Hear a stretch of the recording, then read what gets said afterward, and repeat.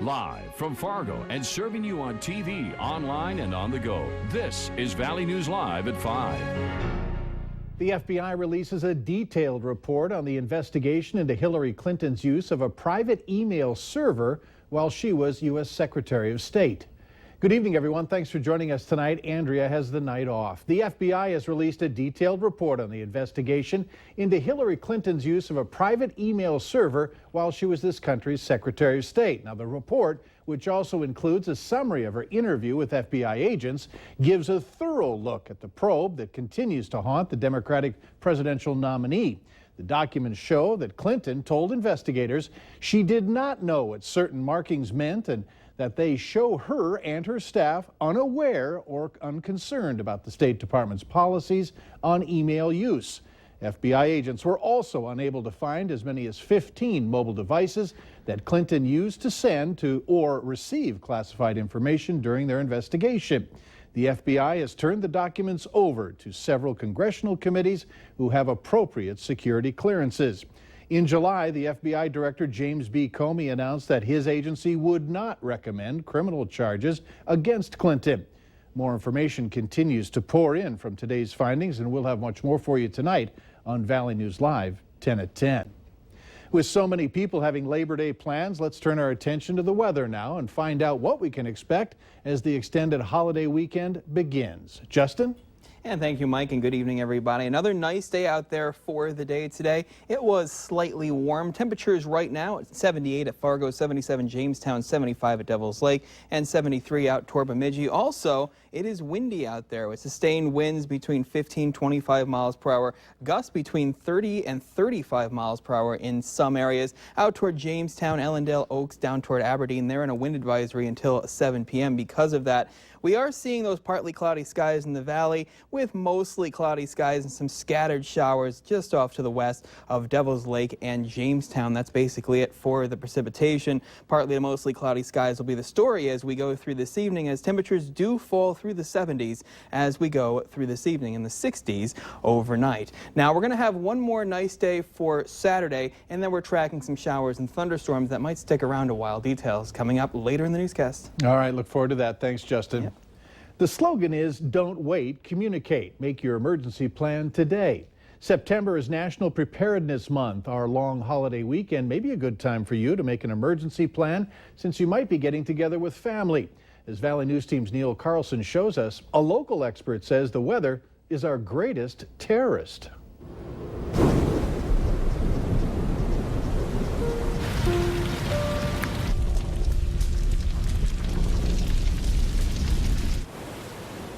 In our region of the country, the weather can turn on a dime and quickly create situations that cut off communications and emergency services. A weather emergency is certainly not a far-fetched possibility in our area. Absolutely. Weather is our greatest terrorist.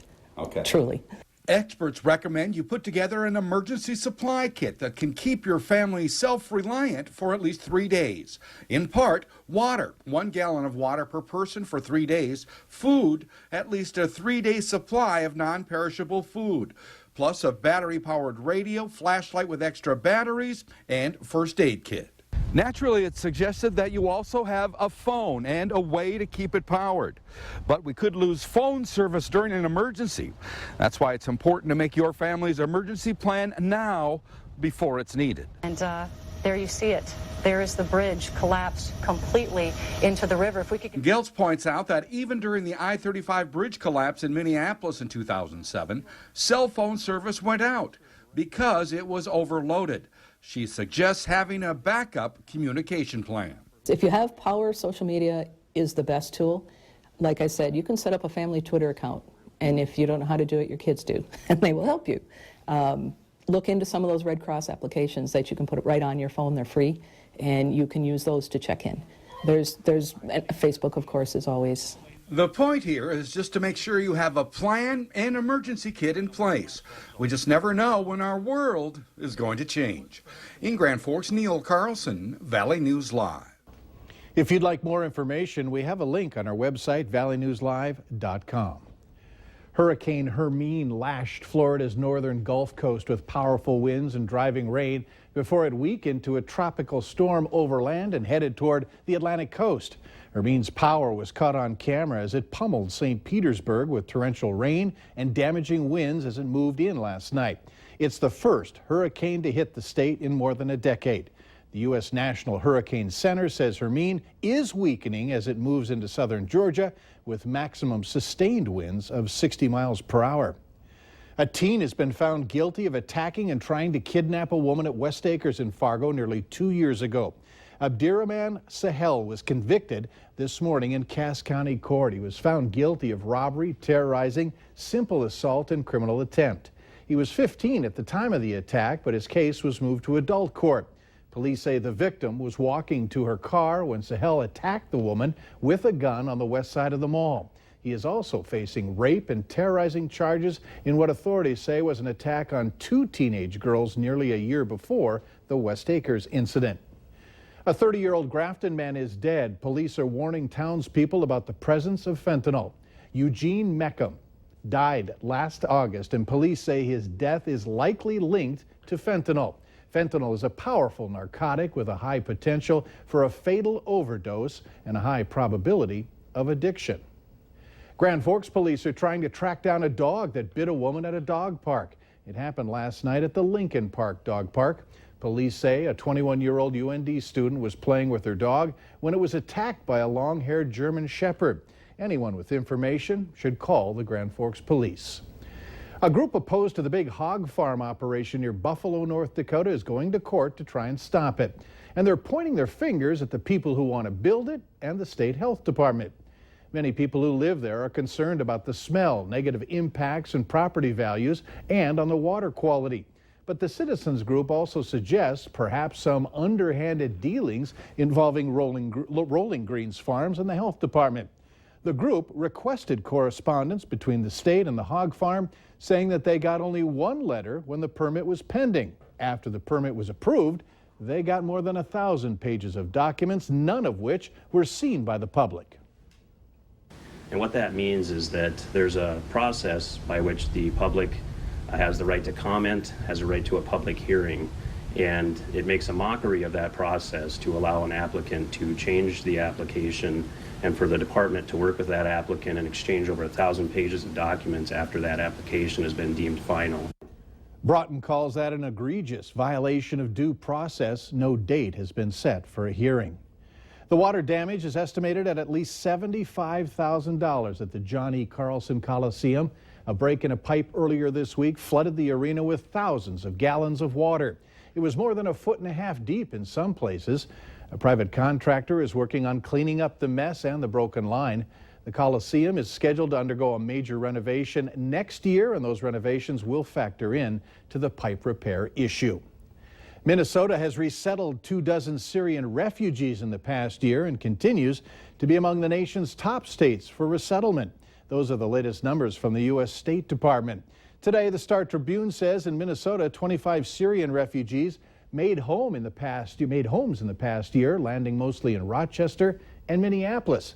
The state also took in almost 1,100 Somalis, 166 Ethiopians, and 66 Congolese, a large increase from last year through August. Minnesota ranks 13th nationally for the latest number of refugees who call the state home. Minnesota health insurers are proposing rate increases of 36% to 66% for most policies sold to individuals for 2017. 7 carriers have filed rate proposals for the year, down from 8 last year. That's because Blue Cross Blue Shield is pulling out of the individual market, except for its Blue Plus HMO plans. The increases affect only the 5% of Minnesotans who get their coverage on the individual market, including those who use the state-run MNsure exchange. And new federal data shows the percentage of Minnesotans who are obese has declined. The U.S. Centers for Disease Control and Prevention says the state's obesity rate dropped from 26.6% to 26.1%. It's the first time in a decade that any state had a drop in the rate. Obesity rates increased in Kansas and Kentucky and stayed about the same in other states. Say goodbye to those antibacterial soaps. The Food and Drug Administration saying that they do little or nothing to make soap work any better, and said the industry has failed to prove that they are safe. The FDA says that companies will have a year to take at least 2 of the ingredients out of the products. Soap manufacturers will have an extra year to negotiate over other less commonly used ingredients. Triclosan is used in 93% of liquid products used as labeled as antibacterial or antimicrobial, and that's at least 2,000 different products. Injured Minnesota Vikings quarterback Teddy Bridgewater is home and will remain there until his knee is ready for major surgery. Bridgewater suffered a catastrophic dislocation of his knee and the complete tear of his ACL on Tuesday. He's been placed on injured reserve and will be there officially ending his season this season. From fresh vegetables to honey, they're all at one farmer's market in downtown Fargo. Every Saturday through October, the Red River Market sets up on 4th Avenue North and Broadway. That's near the Schumacher Goodyear building. Nearly 50 vendors of fresh produce and locally made products. The market will hold their Fall Festival October 1st, where last year 2,000 people came out to enjoy food and pumpkins. Remember to like Valley News Live on Facebook. You can follow the latest news, weather, and breaking news updates anytime on your feed. Just search Valley News Live, like our page, and you'll stay informed throughout the entire day. Still ahead, a teacher goes beyond the call of duty to help out a student. And Saturday is the best day of this holiday weekend. We've got partly sunny skies and warm air, and then the chance for some showers and thunderstorms. All the details coming up next.